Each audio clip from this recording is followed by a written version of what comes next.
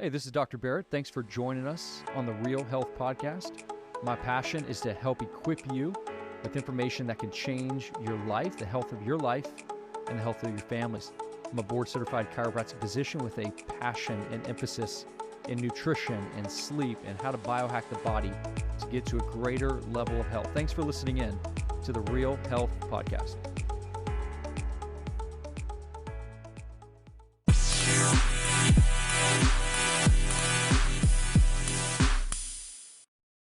Welcome back to another episode of the Real Health Podcast. So we've been in a series on vaccines, super hot topic. And if you hadn't listened to the previous episode, I would suggest going back and listening to episode 50 when we start off and kind of kick off this conversation of vaccines. Hot topic for sure, polarizing, kind of segregates our community, but we're just going to look at evidence on specific vaccines and diseases, so you're just aware of literature. Think of this like a informed consent in the sense of, hey, information is super valuable. I'm not telling you to vaccinate. I'm not telling you not to vaccinate. I'm actually not giving I'm not giving you medical advice. I'm just giving you information. Again, I do come from a biased perspective, so I think that's important.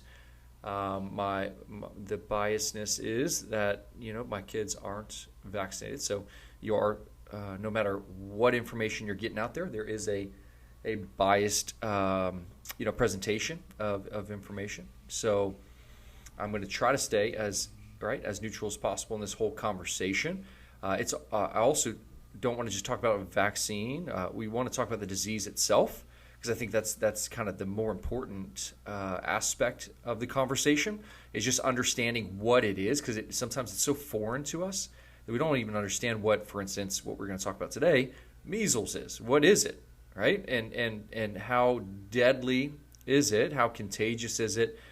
Because all we hear about is when it might have a little bit of a spike at certain regions, like Disneyland years ago. So we're going to touch base on measles today and the MMR vaccine. That's our focus point of today. But we're also going to talk through some vitamin A therapy that the World Health Organization recommends, which is really cool, novel way of helping treat measles. And let's dive in. Let's get to it without further ado. Let's get into the information. So today, our focal point is going to be measles and the MMR vaccine specifically. Measles, also known as rubeola. It is primarily it's a respiratory disease. That's where it kind of affects our bodies. A lot of times it gets into us through the nose, through kind of obviously airways, but the nose particularly. It is highly contagious. Measles is very contagious. And when you look at measles, the effects of it on our body, so there's like an incubation period where it can take sometimes 5-6 days or more to even present, and sometimes up to 21 days if we are exposed to even show up. So there's an incubation period, but the symptoms begin usually around days 10 to 14, so about 2 weeks after exposure. And you're really the exposure's got to be in close contact with someone with active measles, shedding of the virus, and usually that's known through fever.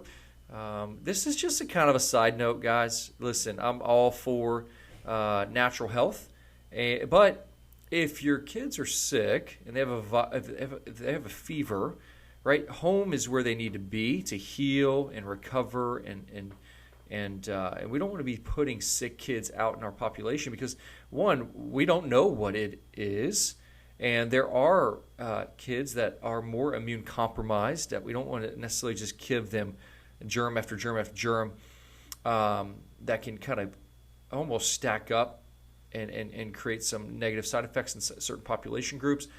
We want to heal, and when sometimes you don't know what it is, the best thing to do is just stay at home.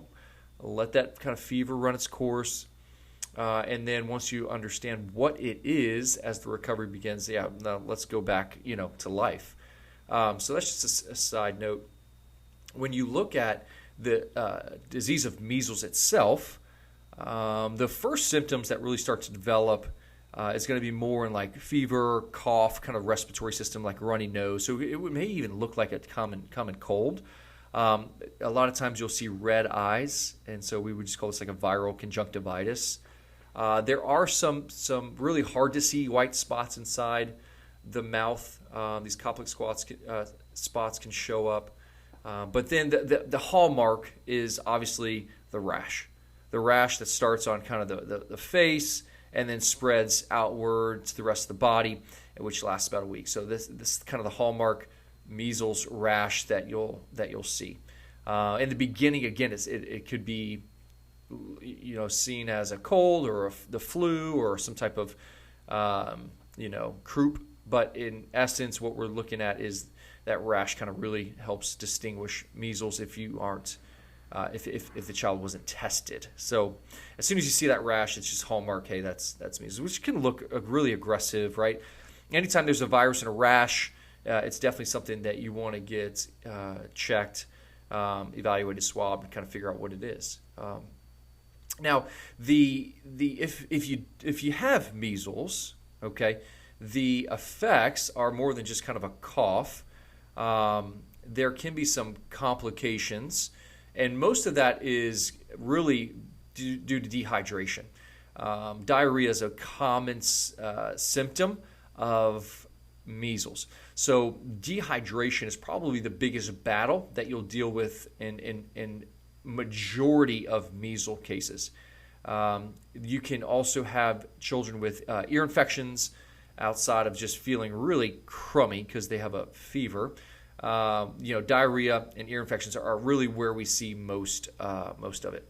Now, in essence, like any disease, what we see is that there's a kind of a minimal amount of symptoms that can arise, and then that can obviously extend into severe symptoms. So when we look at things like measles, 20% of the cases that are going to the hospital are hospitalized from really dehydration, diarrhea, and ear infections. That's really what we're going to see most present with.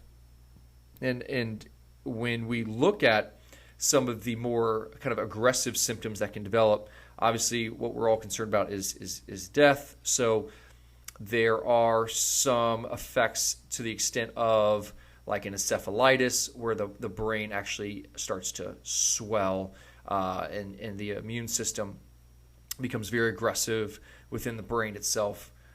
So we see the effects of encephalitis there. But I do think it is important to have some conversation about like the actual like injury death association with measles, because it is very, very rare. When we're talking about measles as a whole, measles is very rarely fatal in the U.S. I think the last death associated with measles was about 16 years ago, 7, maybe close to 20 years ago. And so what we see is measles-related deaths are roughly about 1 in 10,000 cases. Okay, 1 in 10,000. Last death was in measles-related death. Again, was years ago. So 1 in 10,000 is the number that is typically associated with fatality in regards to measles. There are so when we think about measles as a whole, there's some people that would associate 1 in 1,000 would cause death. But here's the problem with that statistic is 90% aren't recorded. So what we see is only about 10% of cases are ever reported. And then of those 10%, we get 1 in 1,000 cases that end in death. So when we extrapolate that data, it really comes out to more specifically, 1 in 10,000 cases is going to lead to death. So that's a little bit of the kind of the symptoms, the death rate associated with it, and we can kind of use that data to understand, hey, this is really not a high death rate disease at all. Most of the time, we see deaths associated with immune compromised or immune suppressive diseases in kids, and one of the biggest ones we'll talk about is actually vitamin A deficiency. Vitamin A deficiency is directly correlated with a higher death rate, specifically with measles.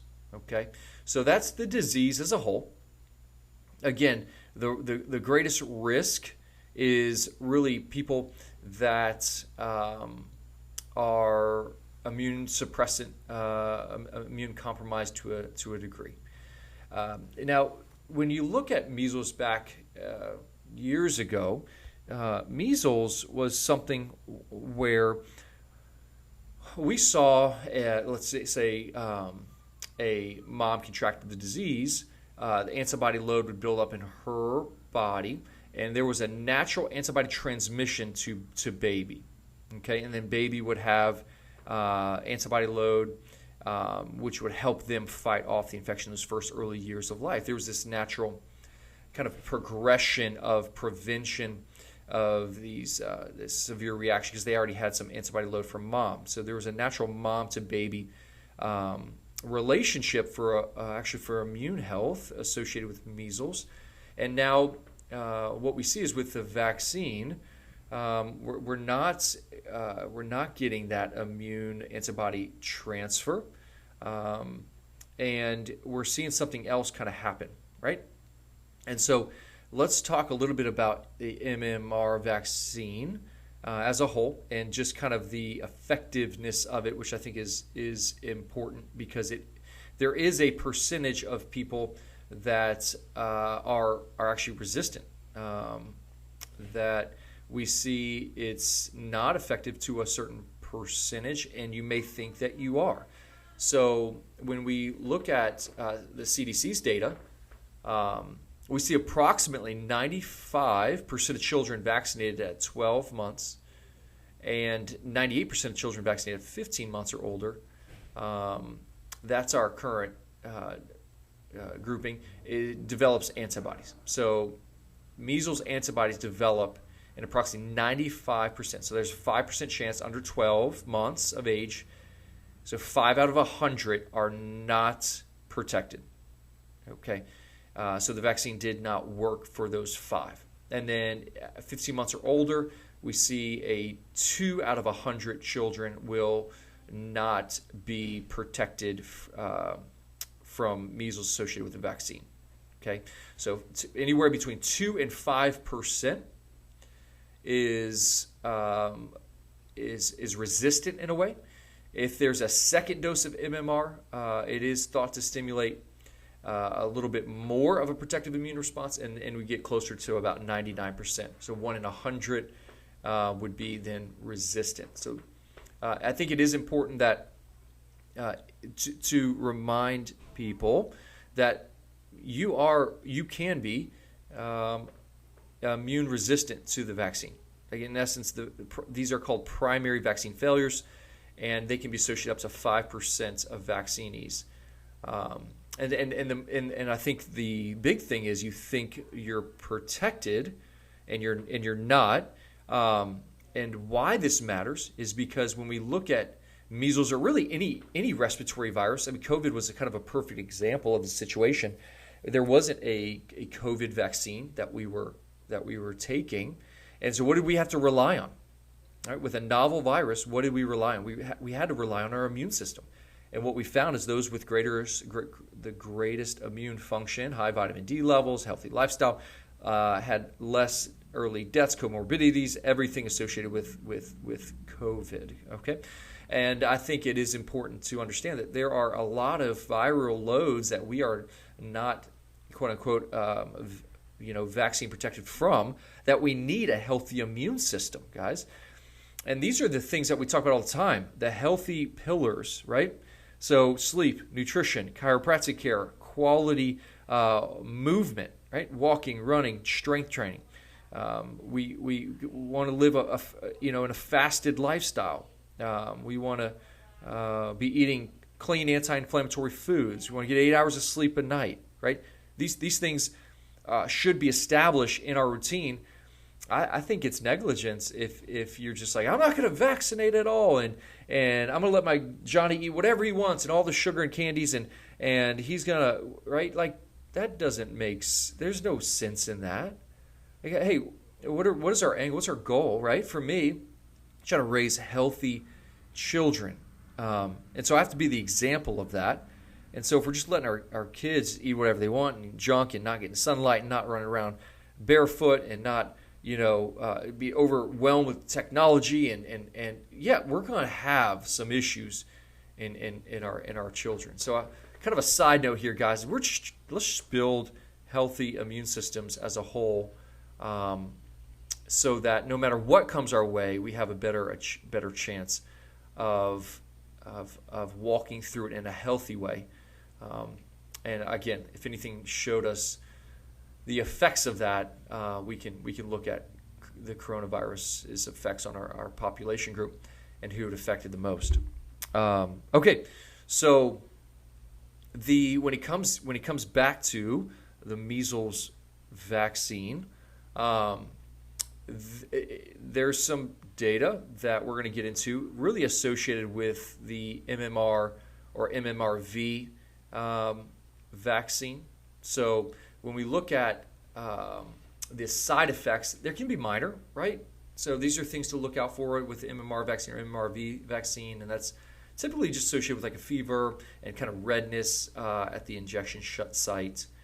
There can be some facial swelling as well with it, and then a lot of times not a lot of times, there's association with a temporary low platelet count as well. And it really depends on, again, age, the overall health of the baby as well, of the child, and how their body's going to respond to it. There are some things to note before we get into some further effects and risks associated with the MMR vaccine. And one thing to note is this matters for some people, and I do think it's important to have a conversation about the MMR as a whole, German measles in particular, rubella. We're looking at a virus. These are live viruses that are being injected into our body. Has been developed on the cell line of aborted fetal tissue. So you are getting in your body aborted fetal fragments or proteins. Now there's a to me personally, I have an issue with that. You may not, but I do. So using aborted fetal tissue to further the growth of that virus, I don't love that at all. There's also a health concern for those that are susceptible to autoimmunity, where we do see that protein, that human protein, is so similar, right? It's not ours, it's another person's, and that protein can cause an autoimmune reaction because it's so similar to my DNA, but it isn't my DNA. And so it's similar, but not similar enough, so the body sees it as foreign, will then attack that DNA, but then will attack anything that looks like it, which molecular mimicry, we start to see the effects on our own DNA. So autoimmunity, in particular things like reactive arthritis in kids, or juvenile rheumatoid arthritis in kids, have been associated here. Egg allergies. Raise your hand in the car, okay, if you're driving, if you know anyone with an egg allergy. Do you know anyone? Yes, they're everywhere. Okay, where do we get that from? So the MMR is grown, that live virus is grown on through egg proteins And so what we can also see is the same effect of an autoimmune response on our own body. We can see an immune response to egg or an egg allergy develop from the MMR vaccine. Okay, if the MMR, if there's more a greater what we say complication associated with the MMR vaccine, we start to see issues even, for instance, like seizures. Okay, we see infections, allergic reactions, and obviously death is associated with it. The insert, like the product insert for the vaccine, especially the one called ProQuad from Merck, I'm just going to list the symptoms / complications that we see on that product insert. So this is like your typical big pharma commercial. So I apologize. Don't stare off into the sunset. Just kind of process that with me here. But obviously measles is a complication because it is a live virus. And so you can get measles or varicella or herpes zoster, herpes simplex, cold sores. You can get pneumonia, respiratory infections, pneumonitis, bronchitis. You get cellulitis or skin infections. You can start getting into that encephalitis or meningitis, really low blood count, so we call that thrombocytopenia. We can get into inflammation of lymph nodes, lymphadenitis, anaphylactic reactions. We get into ocular palsies, so this would be more like a potentially like a Bell's palsy. We see retinitis, so this is associated with the eye. Nerve deafness. We see Bell's palsy, and even stroke has been associated with it. We see obviously the encephalitis, but encephalomyelitis as well, acute disseminated encephalomyelitis, transverse myelitis, Guillain-Barré syndrome. We see just syncope, so this would just be like kind of fainting. Tremor, dizziness, febrile seizures, afebrile seizures, convulsions. And then there are other conditions like Stevens-Johnson syndrome, arthritis. We talked about that just a little bit ago. And even the when you look at kind of some of these, it could feel really, really heavy. A 2015 meta-analysis found actually a twofold increase in febrile seizures between 5 and 12 days or 7 to 10 days following the MMR vaccine in children. And I think that was between the ages of 10 months and 2 years. So that's that. Yeah, I mean, that's heavy to process, right? And so again, I think the important thing is you're just weighing. You have information to weigh the direction you want to go. We're not all. Every family isn't making the exact same decision in life and everything that we do. So having information helps make logical decisions heading forward, right?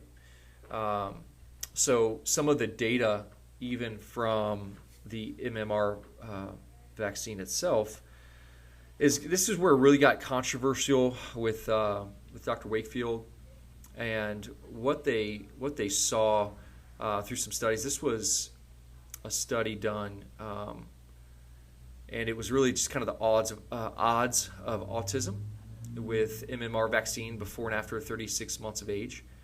And so if it was prior to 3 years old, there was a 1.49 times greater odd of autism diagnosis.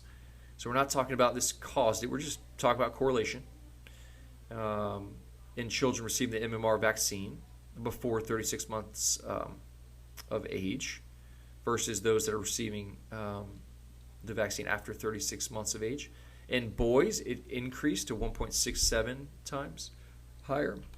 And then specifically with African Americans, we saw a 2.52 times greater odd of having an autistic diagnosis with an MMR vaccine before the age of 3 years. We saw odds of autism without mental retardation and with mental retardation. We'll talk about that in a second. But without, the vaccine was 2.52 times increase in odds, and this was from Hooker's paper in particular. Kind of going through the other issues measles can be associated with is inflammatory bowel disease. So we saw a relative risk of Crohn's and ulcerative colitis of vaccinated versus unvaccinated, to where we saw 3 times greater odds of Crohn's and 2.53 times greater odds of ulcerative colitis. We saw there's some more literature with type 1 diabetes. So out of 100,000, those that are vaccinated, 20.86 out of 100,000 of the vaccinated group versus 8.27 type 1 diabetes in those unvaccinated. There was a meta-analysis done, and again, kind of going into that Crohn's and ulcerative colitis, we saw the same thing, 2.28 and 3.48. One of the things that, with the rotavirus vaccine, particularly because it is a live virus. I know we're talking about measles, but with rotavirus as an oral dosing, intussusception, which is where the intestines kind of wrap around themselves. I had a mom ask me questions on that the other day, and so we see about a 5.8 increase risk or odds associated with it. And so there are obvious, complications. And when we look at, VAERS and a lot of data from VAERS or Vaccine the Injury Court, we can see that MMR does have complications. Measles has complications. And again, so I think it's important to weigh your odds. But there is something that I do personally whenever my kids have a virus, and I do vitamin A and vitamin D supplementation.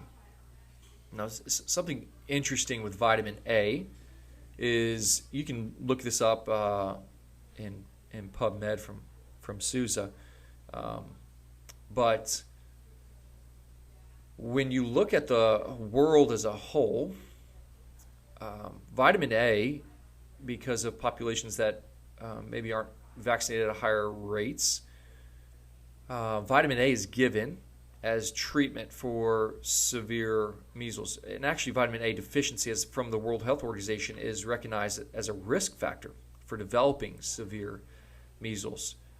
So the World Health Organization actually recommends a very high dose of oral vitamin A. It's something that we have in our office that we carry. And it would kind of shock you to know the dosing of this, but it's very high. And vitamin A, given for just one day, didn't really statistically reduce the mortality among children with measles. But the second dose on day 2 reduced risk of overall mortality and even pneumonia-specific mortality. So the World Health Organization will actually give out 2 doses of these oil-based vitamin A to populations that are unvaccinated to help them fight measles. So when we look at the reduction, it's 81%. 81% were associated with vitamin A, 81% reduction of risk mortality when you have 2 doses of this high level of vitamin A, which is pretty cool. And so we see even things like a 47% reduction in croup. So that's where we can even get into like more of that pneumonia-based mortality. So just so you kind of are aware, vitamin A is used therapeutically. Measles as a whole, I think it's important to kind of go back to, hey, 1 in 10,000 will have a serious complication to the point of death. So the risk is really low. There are side effects to the vaccine. We should, regardless of whether our children are vaccinated or not, we should be building healthy children. We should be giving them quality nutrients. We should be aware and having our children under a healthcare provider checking their vitamin A or vitamin D levels to make sure those are adequate. Because even just having low vitamin A levels is a direct increase of risk of greater complications. So that means, hey, kind of another side. Make sure we're eating healthy, fatty fish. And even eating beef liver is a great source of getting some of these fat-soluble nutrients. And again, I know this kind of can seem super boring to some when we talk about measles. It's like, why do I have to worry about that? MMR vaccines in general, just a lot of just kind of data, more data-driven podcasts. But in essence, we're just trying to present information, and then for you to help you make decisions, but yet not give you necessarily what you should do. And I think that's the most important thing, is everyone's going to choose a different path in raising healthy children. Okay, so when you're assessing, your decisions, I think it's important to say, hey, what can you control? And we can control nutrition. We control sunlight. We can control them, getting adjustment. They can control their movement. So I just want to reinforce these are the pillars that help build healthy children, and continue to embrace those, especially with the winter coming up. There's a ton of bugs running around. So let's start supporting these children now. I hope this was beneficial for you. I hope you enjoyed today's podcast. If you did, share it. If you enjoyed it, give me a review. Hey, if you didn't enjoy it, that's okay. You can still give me a review. Don't mind. It's an honor and a privilege to be sharing with you guys every 2 weeks. I hope you have a blessed day, and we will continue on the next episode of the Real Health Podcast, our vaccine series. Have a great day. Thanks so much for listening to the Real Health Podcast with Dr. B. Before you get out of here, before you exit, there are 2 things that would really help the Real Health Podcast. One would be to share it on your social media, your Facebook, your Instagram, wherever you're on a social network. And then 2, go to Apple Podcasts and scroll to the bottom and give us a 5-star review and leave us a review. Thank you so much again, and we'll see you next time.